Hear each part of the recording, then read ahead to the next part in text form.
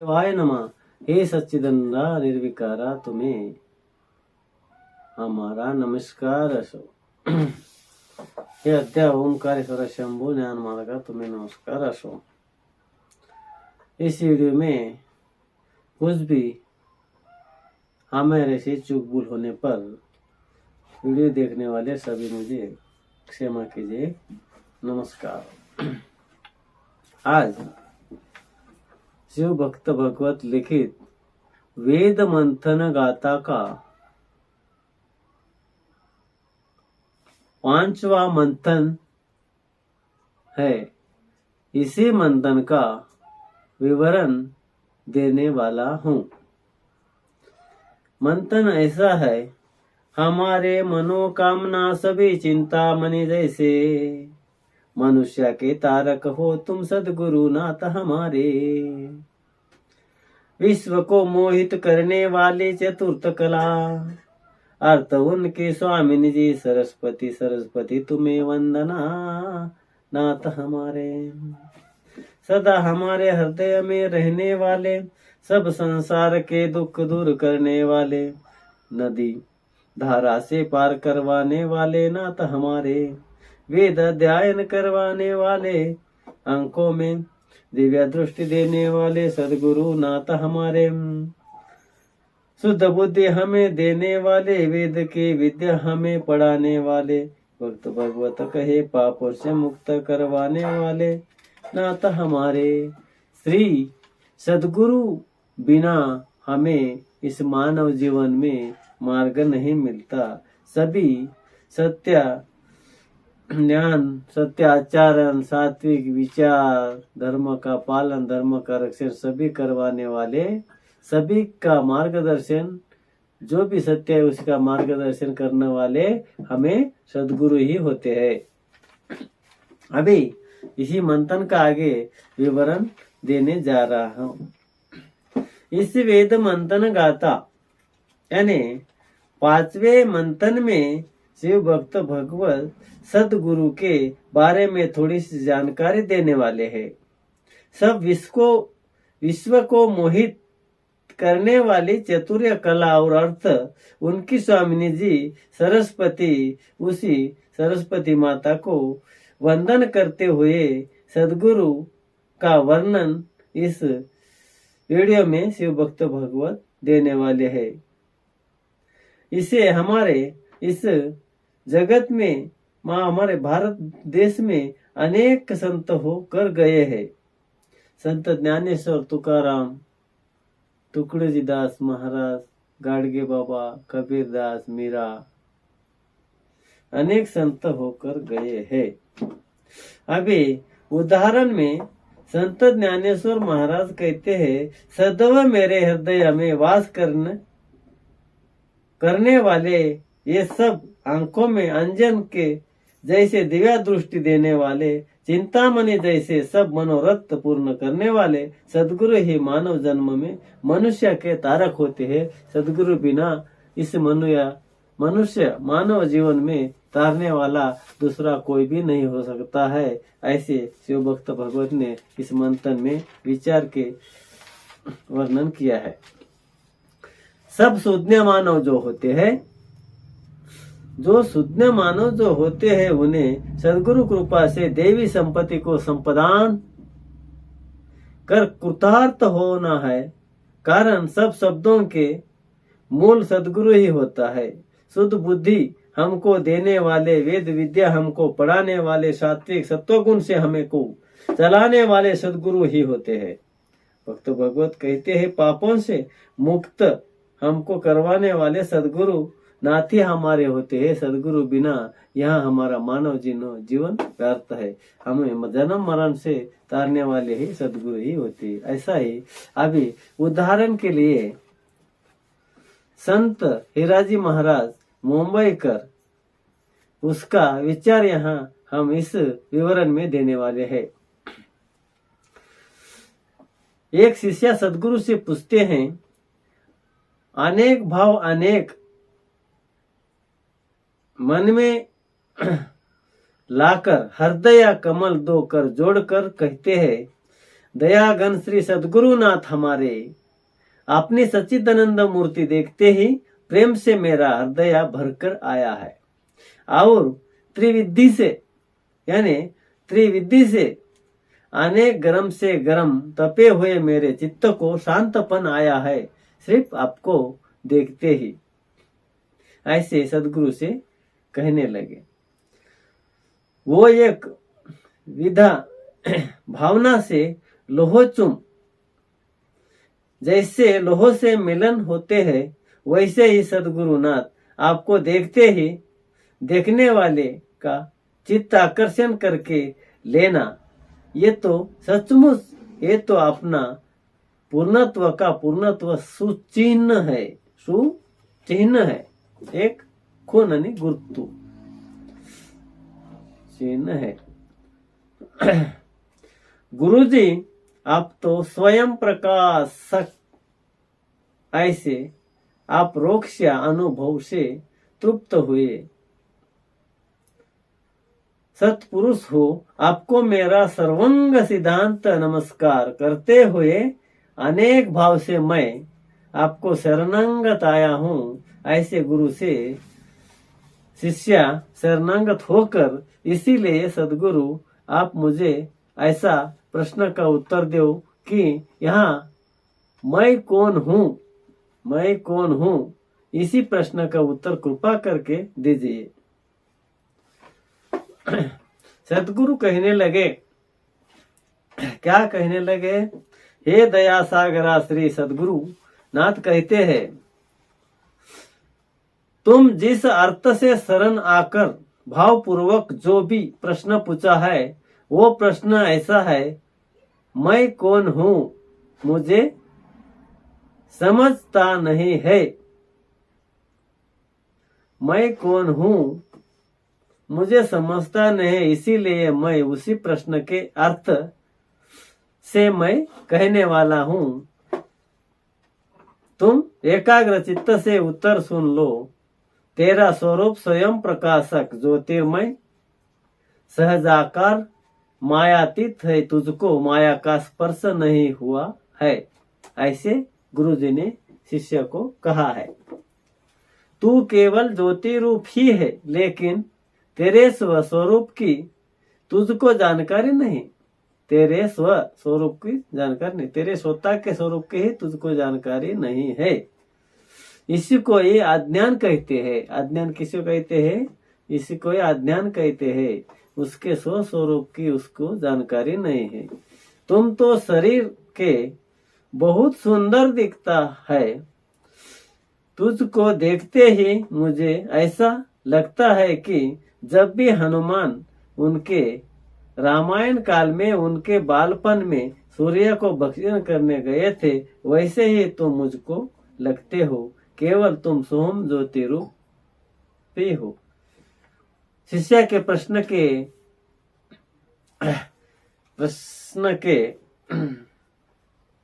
आधार से ही रामायण काल का वाक्य यहाँ सदगुरु ने लिया गया है। अभी प्रश्न और शिष्य ऐसे पूछते हैं, सदगुरुनाथ मैं 8 हाथ का नहीं, मैं 3.5 हाथ का शरीर नहीं मेरा, इसकी मुझे जानकारी है, लेकिन मैं परे पर का कैसा कौन, कहां से आया हूं और मैं कहां जाने वाला हूं, इसकी जानकारी मुझे नहीं है। इसके बारे में मुझको थोड़ी भी जानकारी नहीं है। माया ब्रह्म मैंपन और तूपन, किसी को और किसी वस्तु को कहाँ कहना चाहिए, इसी अर्थ का गुरुजी हमें कृपा करके उत्तर देना है। इसीलिए मैं आपको शरणागत आकर मेरी नम्रता से विनती है। ऐसे शिष्य ने सदगुरु से पूछा है।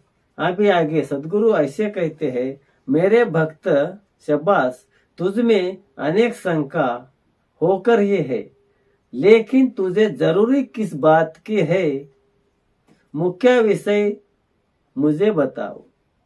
तुम्हें किस बात की जरूरत है, मुख्य विषय क्या है, वो विषय मुझे बताओ।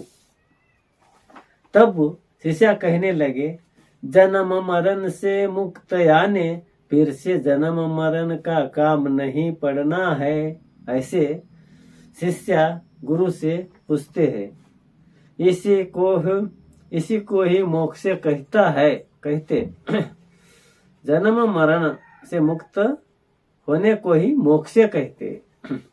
जो भी शरीर जन्म लेता है वो शरीर मरे बिना नहीं रहता, मरे बिना नहीं रहता। इसी बात का मुझे जानकारी है, लेकिन मैं ऐसे कहने वाला कौन, कहां से आया है, शरीर के अंत होने पर कहां जाएगा?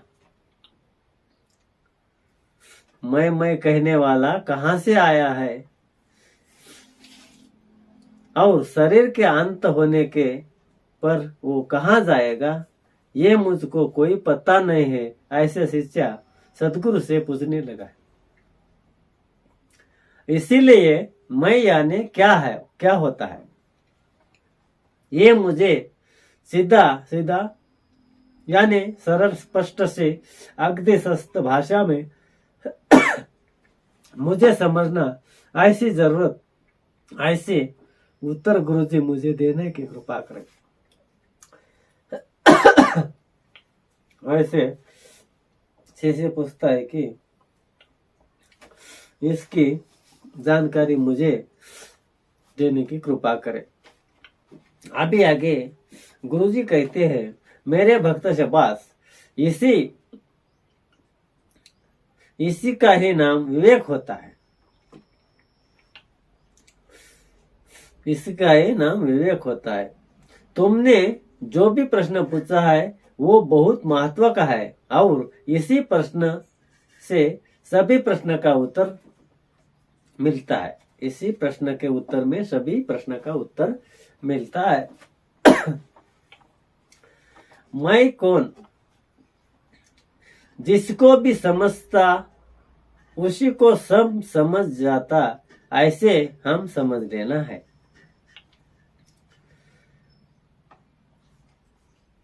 वैसे ही मैं कौन, जिसको समझ जा नहीं है उसी को कुछ भी नहीं समझने वाला और समझेगा भी नहीं, इसकी गारंटी है। मैं कौन, जिसको समझ नहीं आया उसी को कुछ भी नहीं समझने वाला और समझेगा भी नहीं, शरीर के अंत होने तक भी नहीं समझेगा, ऐसा हो सकता है। पहले तो मैं कौन और तू कौन समझना सभी को समझना चाहिए। मैं कौन समझने पर तुम अनेक, मैं कौन न समझने पर मैं और तू इस शब्द का अर्थ न होने पर तुम अनेक विद्या पाठ करो, वेद शास्त्र पाठान करो, अधिक वचनकार बनो, अधिक कीर्तन करो, अभी भजन करो, अभी ध्यान करो, सब कुछ करो, करने पर भी उसी का कुछ भी उपयोग नहीं है। पहले तू कौन और मैं कौन समझने की जरूरत होती है। अभी गुरुजी पूछते हैं, शास्त्र प्रचिति, गुरु प्रचिति, आत्मा प्रचिति, इस तीनों प्रचिति अनुसार तुझे कौन से प्रचिति की जानकारी है, ऐसे गुरुजी ने शिष्य को पूछा है। तब शिष्य कहने लगा, सदगुरुनाथ, आपने जो भी पूछा है उसी में से मुझे शास्त्र प्रचिति का थोड़ा ज्ञान मेरे अनुभव से है, यानी वेद शास्त्र पुराण और संतों के वचनों पर मेरा संपूर्ण विश्वास है। कारण जो भी संत जो भी होते हैं वो निष्काम रहकर होकर हमारे ही कल्याण के लिए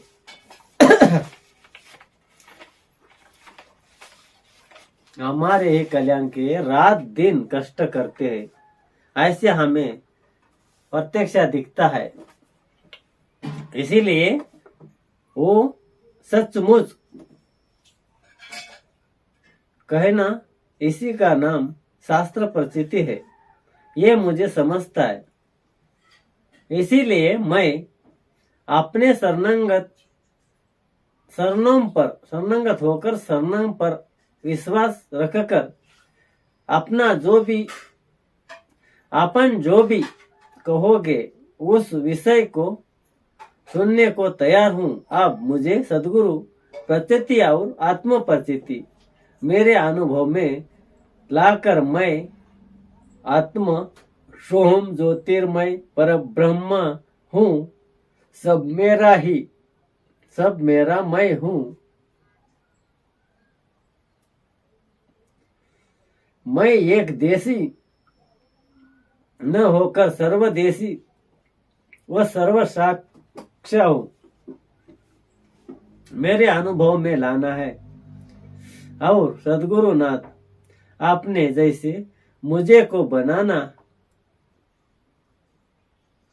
यही मेरी नम्रता से आपको विनती करके मैं आपके शरणंगत आया हूँ। सद्गुरुनाथ कृपा करके मुझे अपने जैसा बनाओ। तब गुरुजी कहने लगे, मेरे भक्त वेद शास्त्रों पर विश्वास रख, उसी के अनुसार तू मुझे शरण आया और अपन जैसे कहना है, यानी शरीर जैसा शरीर अथवा और कुछ होने पर तुम स्पष्ट कहो। तुम मुझे शरण आया और अपने जैसे कहना है, यानी शरीर जैसा शरीर अथवा और कुछ होने पर तुम स्पष्ट कहो। तब शिष्य कहने लगा, शरीर के जैसा शरीर करना,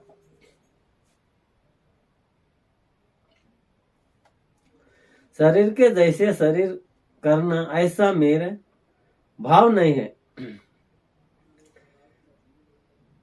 मैं और तू, इसमें आकारी कौन है और निराकारी कौन है, अथवा नाशीवंत कौन है और नाशी अविनाशी कौन है, ये तो सद्गुरु कृपा बिना नहीं समझता, ऐसा सिद्धांत है। इसीलिए मैं आपको शरण आया हूँ। तब गुरुजी कहते हैं, सद्गुरु कहते हैं कि जीव और शिव इसमें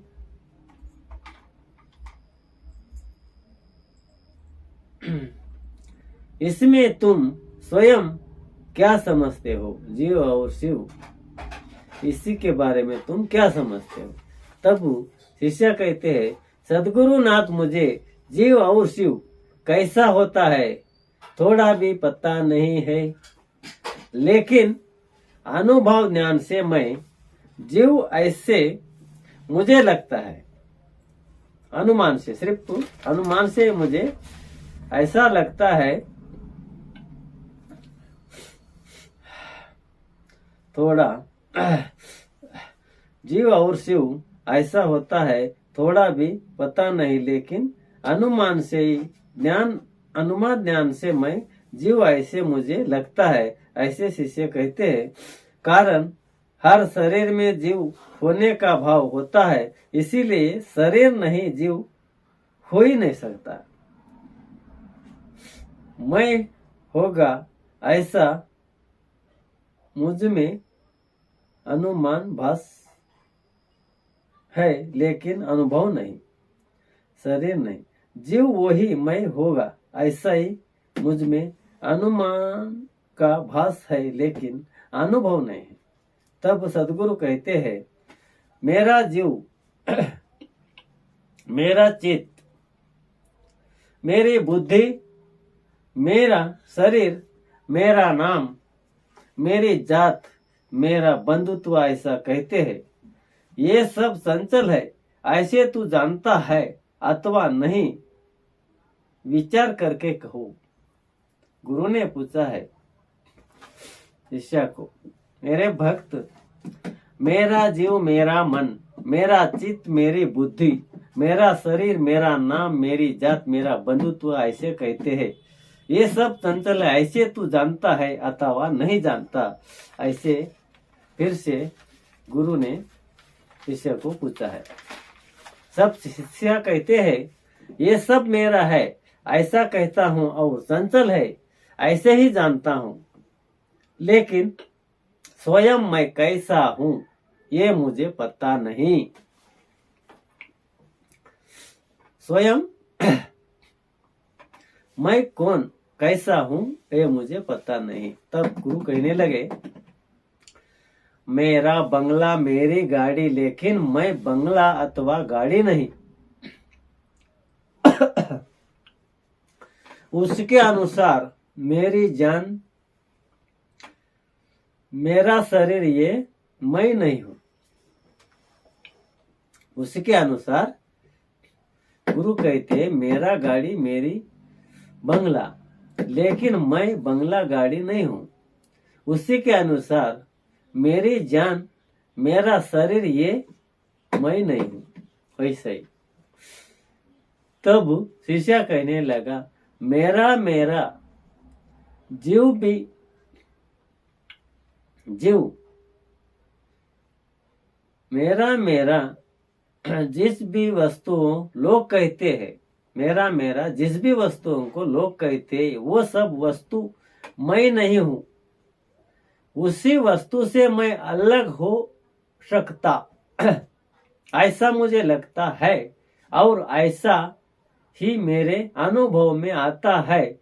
ये सब सच है या झूठ है इसके बारे में मुझे पता नहीं। सद्गुरु इस बात को मेरे अनुभव में लाने की कृपा करे। मुझे पता नहीं, इसमें मुझे थोड़ा भी पता नहीं। सद्गुरु इस बात को मेरे अनुभव में लाने की कृपा करे। तब गुरु कहने लगे, अनुमान ज्ञान से ही, अनुमान ज्ञान से ही अनुभव का ज्ञान होता है।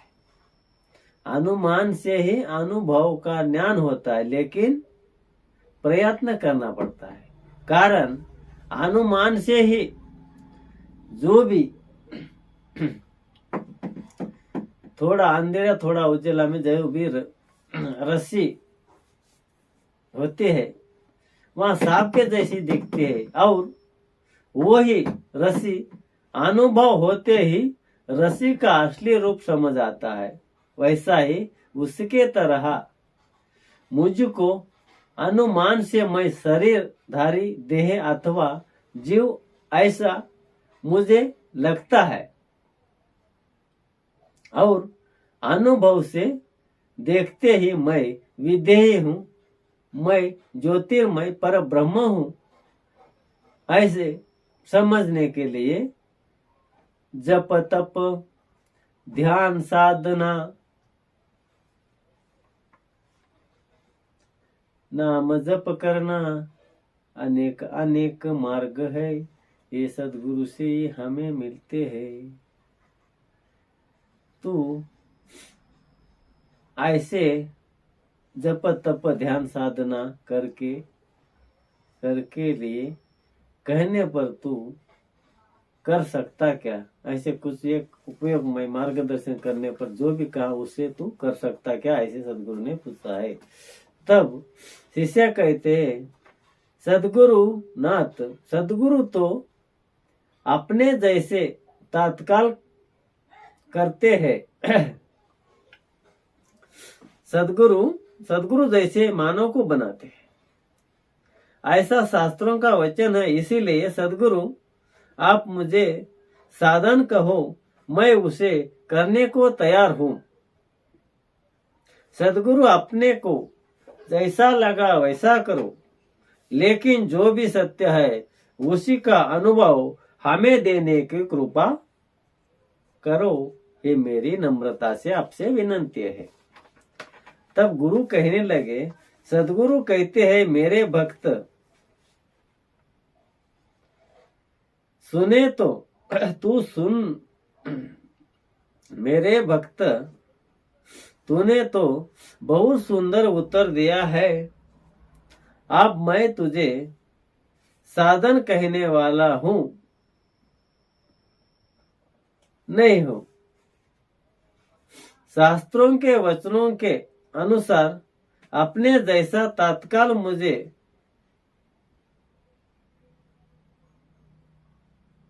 भक्त मैं कहता, लेकिन इसके बदले तू मुझे क्या देगा, इसी को तू पहले कहो। गुरु कहते हैं, अपने सुंदर उत्तर मुझे दिया है, तुझे साधन कहने वाला हूं। शास्त्रों के वचनों के अनुसार अपने जैसा तत्काल मुझे भक्त मैं कहता हूं, लेकिन तुम इसके बदले मुझे क्या देगा। तब शिष्य कहने लगा, हमको अनुभव में आने पर हमारा जो भी होगा वो सब तुम्हारा जैसा शिष्य ने कहा है, और जो कुछ है वो सब हमारा। शिष्य ने ऐसा कहा है, हमारे अनुभव में आने पर हमारा जो भी होगा वो सब तुम्हारा। शिष्य कहने लगा, और जो भी कुछ होगा वो सब हमारा।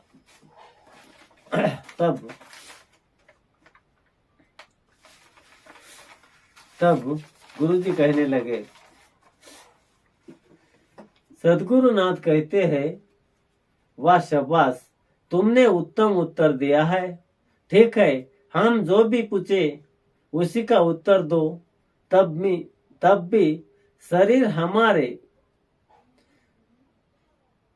भी शरीर हमारे माता के पेट में,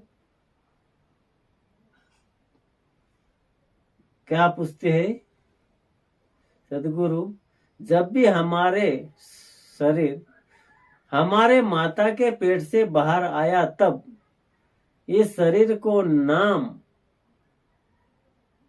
नाम्या गोम्या सौम्या ऐसा नाम था क्या।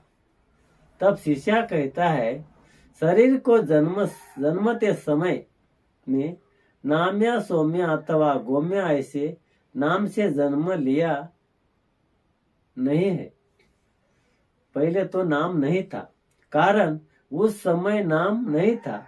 आगे 12वें दिन को झूले में डाल के अपने व्यवहार के लिए हमें नाम रखा गया है। तब गुरु कहते हैं, सुंदर कहते हैं, मानव जन्मते ही नाम नहीं था, फिर से 12वें दिन नाम रखा गया है। अर्थात हम मूल से ही अनाम बिना नाम के है, यानी नाम से अलग होकर थे। तब शिष्य कहते हैं, सदगुरुनाथ, इस शरीर के नाम्या सौम्या अथवा गोम्या हमने ही रखा है, इसी से भी मैं बहुत पुराना अनामा हूं। ऐसे सदगुरु कहते हैं, मैं पुराना अथवा नाम नहीं ऐसे कहता तो ठीक है। ये शरीर माता के पेट में कितने महीने तक था, और वो माता के विवाह में था क्या, या पहले से ही था, अथवा फिर से आया हुआ, उसे नाम कहना अथवा नवा कहना या जुना कहना, उसे मुझे कहो।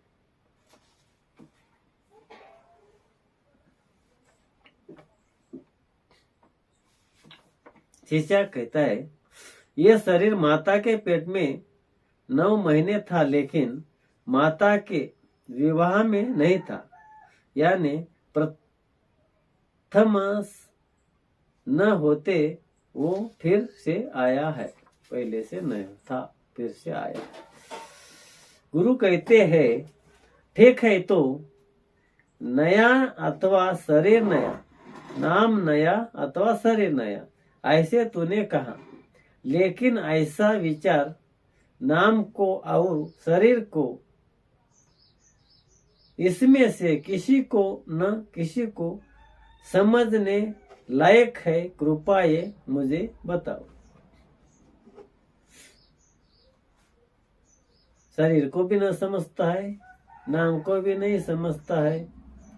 शिष्य कहते हैं सदगुरुनाथ ऐसा विचार नाम को अथवा शरीर को समझने लायक नहीं है, ये दो भी बहुत वजन है।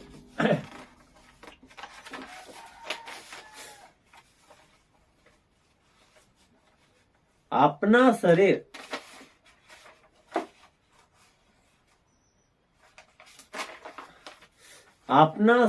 अपने घर के जैसा है और नाम कमिटी के नंबर के पार्टी के जैसा है, अर्थात उसमें जानिव अथवा ज्ञान नहीं है। जैसे कि घर अपना नंबर जानता नहीं, घर अपने नंबर को जानता नहीं, वैसे ही घर देखिल नंबर को जानता नहीं। ये दोनों घर और नाम जड़ अज्ञान होते हैं। यानी शरीर नाम को जानता नहीं, नाम शरीर को जानता नहीं, ये तो सिद्ध हो गया है। तब गुरु कहते हैं जैसे कि शरीर और नाम आपस में एक को एक जानते नहीं, तो उसमें जानने वाला तीसरा कौन अथवा नाम और शरीर तीसरे के जैसा होता है अथवा नहीं, तीसरा नया अथवा पुराना, इसको बताओ। तब शिष्य कहते हैं सदगुरुनाथ नाम और शरीर इन्हीं को जानने वाला तीसरा धनी है, वो तो घर के नंबर के जैसा अथवा शरीर के जैसा नहीं, तद्वत मैं नाम के जैसा शरीर के जैसा शरीर के जैसा न होते, उसे जानने वाला ऐसा मैं पुराना हूँ, लेकिन तू और मैं मुझको समझता नहीं। और उसी लाइन पर आ गया। तब सदगुरु कहते हैं मैं शरीर अथवा नाम नहीं, मैं उसके जैसा नहीं, मैं उससे भी अलग तीसरा धनी हूँ। तुम जानते नहीं, ऐसे कहते हो, उसका ही नाम मुमुक्ष है। अब आगे मैं सिद्धांत कहता हूँ, स्वस्थ मन से सुन लो। तू यानी शरीर ये नया होता है, और मैं यानी आत्मा विदेही उसको बिना शरीर का बिना देह का होता है। इससे शरीर का स्वरूप नहीं है, ये सिद्ध हो गया। इसी को कदापि आप नहीं भूलना है। तब शिष्य पूछता है सदगुरुनाथ तू यानी आउट हाथ का ऊंचा वाला शरीर होता है, लेकिन मैं कितना और कैसा अथवा कहाँ होता है, कृपा करके सदगुरु मुझ बताओ। कहाँ? तब सदगुरु बताते हैं ये शरीर पंचभूतों से बना है। ये हमारा जो शरीर होता है वो पंचभूतों से बना है। उसमें आकाश ये तो पोकल होकर वो अपरंपार है। अपरंपार यानी पार नहीं है, पार नहीं है। ऐसे बड़े होते ही शब्द ये गुण आकाश का है। आकाश से ही वायु, तेज, आप, पृथ्वी ये 4 तत्व सब उत्पन्न होकर अंत में वो आकाश में ही विलीन हुए हैं, आकाश में ही मिल गए हैं। उसी में आकाश पोकल होने के कारण न हिलने वाले ऐसे अचल होते हैं, या जो भी 4 तत्वे चंचल होते हैं। मेरे भक्त, मैं ये शास्त्रों से टूटते नहीं, अग्नि से जलते नहीं, पानी से बिकते नहीं, जंग पकड़ता नहीं, पृथ्वी में गड़प होता नहीं, हवा से उड़ सकता नहीं, वो हिलता नहीं जैसा मैं। आत्मा सोहम ज्योतिर्ब्रह्म स्वरूप आकाश के पोकली में त्रिकूट के ऊपर 10वें द्वार में रहते हैं। अभी थोड़ा ऐसा उदाहरण है। तू आने कौन?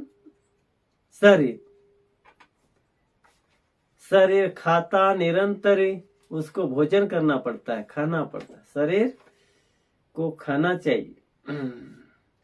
तू खाता है निरंतरी, मैं अखंड निराहारी, मैं को खाना पीने की जरूरत नहीं। तू शरीर को मृत्यु है, मुझको अमर समझो। जो भी मैं है उसका मरण नहीं है। तू यानी शरीर है, मैं यानी बिना शरीर का हूं।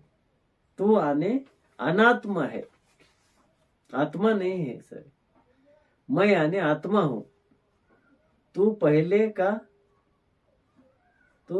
का, मैं उससे पहले का, आत्मा उससे पहले का। तू आधुनिक, मैं सोम ब्रह्म सनातन 10वें द्वार। और अब ये 5 तत्व कहाँ कहाँ रहते हैं? आकाश तत्व 10वें द्वार में रहता है।